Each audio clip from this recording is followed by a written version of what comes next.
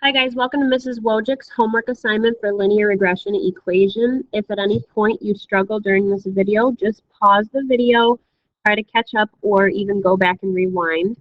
Also, if tomorrow you struggle while I'm out with the sub, try to pull up this video on the website to help you walk through some of the steps that we need to take in order to calculate the regression equation. First, I need to remind you guys, if you click on your y equals, make sure that it is highlighted. Notice the plot at the top, plot 1, should be selected in black. If it's not, scroll all the way up and just hit enter, and it should darken that plot 1 for you. Okay, we're going to click on the step key first off, hit enter on edit, and we're going to make sure that we get all of our data in there. If you already have data in there, you need to go up to the top of the column using your arrows, hit the clear button, and just arrow down. Please do not hit delete. We don't want to delete our lists. All right, so if you'll take a look at the homework, number 1, we want to make sure that we get all of these x and y values entered. Please hit enter. Once you're there, pause.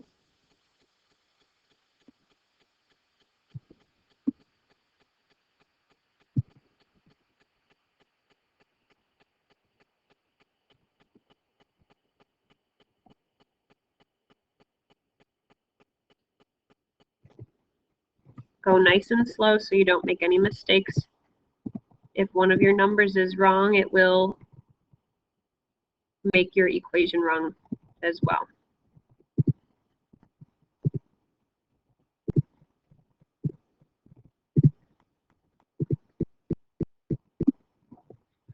Once your numbers are there, we're going to go to calculate the equation by clicking back on stat, over to the middle.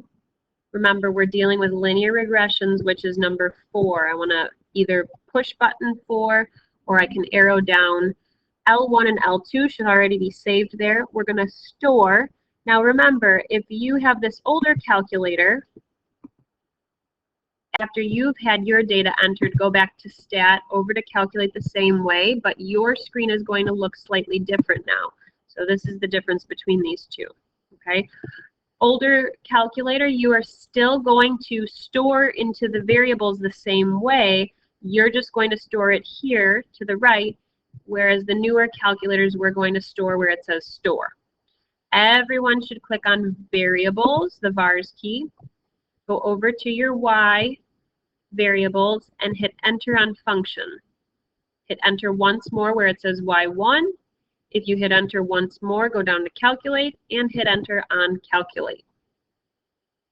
So if you have the older calculator, you're still storing the same way, but you're going to hit enter right after the y1 appears on that home screen.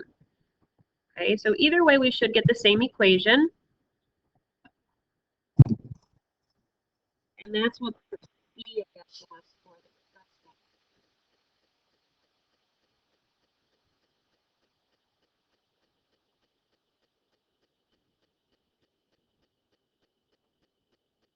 Remember, it is a linear equation, so it's of the form y equals mx plus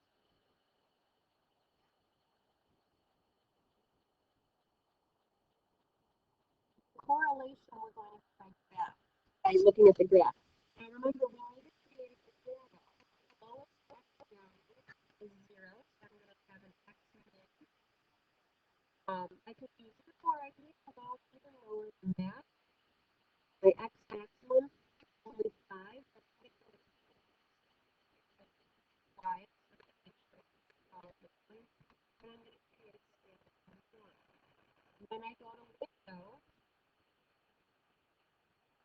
for my y min, this time my minimum is 63. So I'm going to maybe create a minimum of 50. My highest is 92, so I'm going to go all the way up to 100 and maybe go by a scale of 10. And again, this is only the window option. If you're not sure what the window is,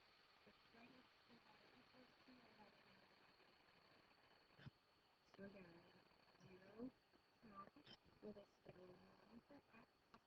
Minimum, I'm going to go 50 for y, up to 100 with a scale of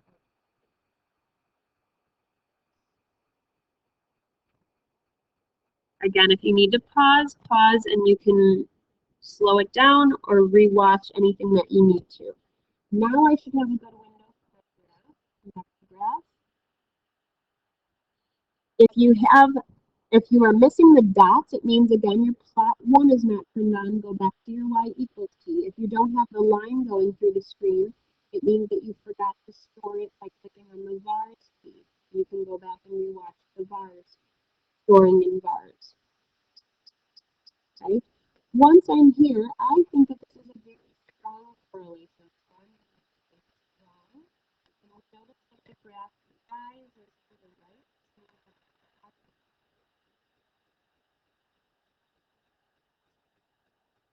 In part C, they're saying that access at the top is saying that the table here is the number of hours for studying and the things. The exam grade. So if I want X to be 6, remember I'm going to go to section space.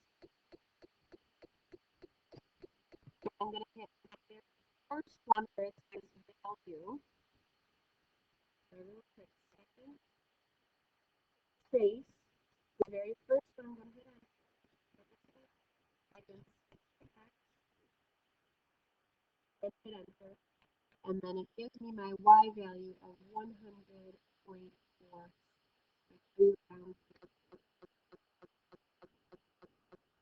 Now, 100.4 is actually around up to 100.5, so they must have gotten some extra credit on their exam because they have over 100%.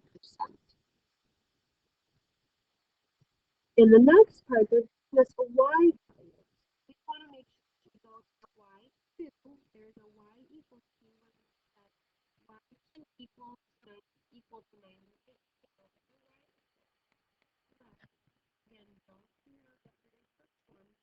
We want to leave that in there and go to Y2 and type in 98. If we can graph, it'll give us an intersection point.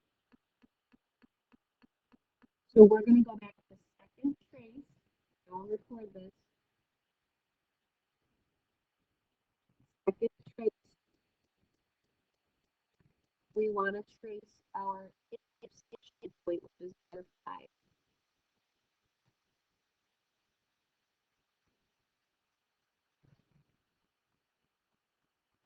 Second trace, number 5. And I'm going to take my flashing cursor and my arrows. I want to arrow over the intersection point so it knows specifically where it is. And I'm going to hit enter 3 times. Okay, by hitting enter 3 times, it gives me my intersection of 5.698. So the 5.6 is the part that I'm looking for. So it's a little over 5.5 hours. Remember, X represents hours. If you guys need more help, whether it be tracing an X value or a Y value, just pause, go back, rewind, and rewatch. Good luck, guys.